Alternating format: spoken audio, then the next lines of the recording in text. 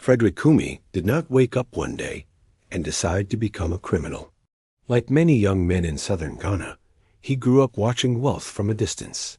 Big houses, imported cars, lives that seemed unreachable unless you knew the right people or the right shortcuts. At some point, Frederick learned something important. You didn't need to be rich. You only needed to look rich. Online, he became known as Abu TRICA. The name circulated in Ghanaian online spaces long before law enforcement said it out loud. On social media, Abu TRICA was loud, confident, and successful. He posted luxury cars, designer clothes, cash spread across tables, videos of parties, travel, and a lifestyle that suggested he had beaten the system. To young followers, he was proof that it was possible. To investigators, he was something else entirely. But success without explanation is often where investigators begin. According to Ghana's Economic and Organized Crime Office, Abu TRICA was not a businessman, influencer, or investor. He was an alleged coordinator in a transnational cyber fraud operation that targeted elderly victims in the United States. This is how the operation worked. The syndicate created fake online identities, dozens at a time. These profiles were designed to look real, consistent, and emotionally believable. Some posed as professionals, others as widowers, some as soldiers, engineers, or business owners working abroad. The identities were deployed on dating platforms and social media. The targets were deliberate, elderly individuals, often widowed, often isolated, often financially stable. Initial contact was casual, friendly, non-threatening. Conversations stretched over weeks, sometimes months. Daily messages created routine. Phone calls created familiarity. Emotional details were exchanged. Trust was built slowly. Victims believed they were forming real romantic relationships. Once trust was established, the requests began. A medical emergency, a business delay, a short-term loan, travel costs to finally meet. Each request was plausible on its own. Each payment was framed as temporary. Victims were reassured repeatedly that their money would be repaid, often with promises of shared futures. According to investigators, the syndicate used advanced digital tools, including AI-generated images and scripted communication methods, to maintain consistency and avoid exposure. Conversations were managed professionally, sometimes handed off between operators to ensure continuous engagement. Money was transferred through bank wires, cryptocurrency, gift cards, and intermediary accounts. Once funds were received, they were moved quickly, converted, layered, washed through multiple channels. By the time victims realized they had been deceived, the money was unrecoverable. Authorities estimate the total loss at over $8 million. The victims did not know each other, but the pattern was the same. Behind the scenes, the operation was being tracked. U.S. authorities began identifying connections between victims, communication methods, and financial routes. Digital trails pointed overseas. Repeatedly, they pointed to Ghana. The investigation expanded. The FBI worked with Interpol. Interpol coordinated with Ghanaian agencies.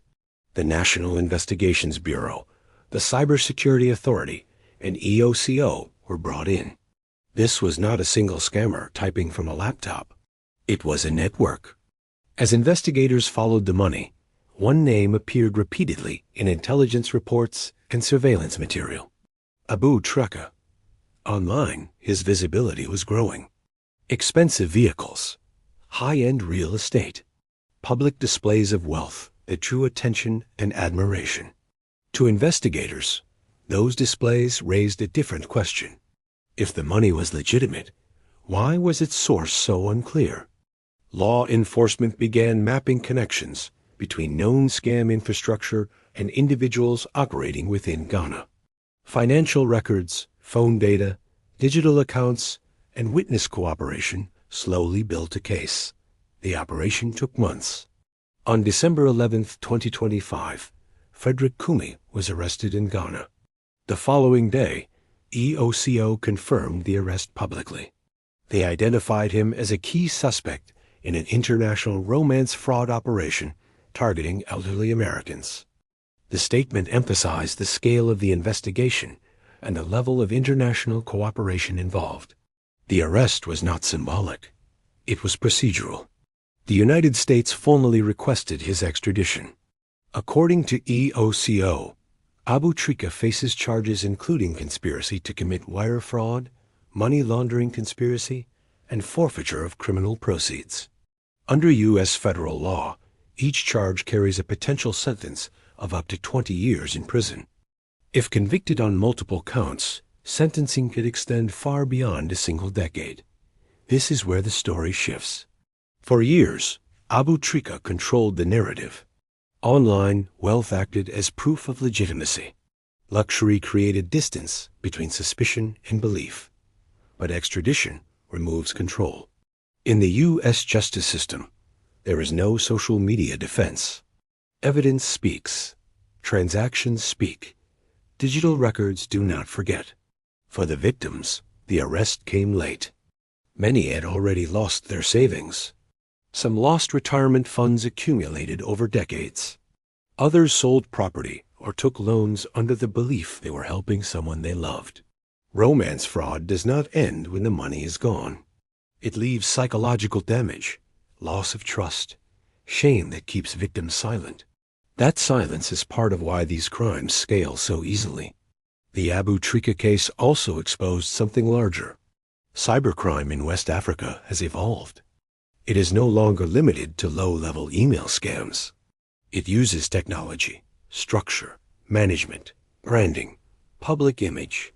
Criminals do not hide anymore. They perform. The visibility is intentional. Wealth is displayed to intimidate, recruit, and normalize the activity. It sends a message. This is working, and there are no consequences. Until there are. Ghanaian authorities described the arrest as a warning. But warnings only matter if they are followed by outcomes. Abu TRICA now waits in custody as legal processes unfold. His future no longer depends on followers, influence, or reputation. It depends on evidence. The extradition process will determine whether he stands trial in the United States. If convicted, sentencing guidelines are clear. Long prison terms. Asset forfeiture. No negotiations with image. The lifestyle that once defined him is no longer relevant. Cars can be seized. Accounts frozen. Names reduced to case numbers. This is not a story about intelligence or innovation. It is a story about exploitation conducted at scale. About how loneliness was monetized, how trust became currency, and how distance allowed harm to multiply quietly. Frederick Kumi did not invent romance scams, but according to investigators, he helped professionalize them. And now, the illusion is over. The money trail has a destination. The victims have names. And the man who once appeared untouchable is waiting for a courtroom thousands of miles away. This is how the story ends.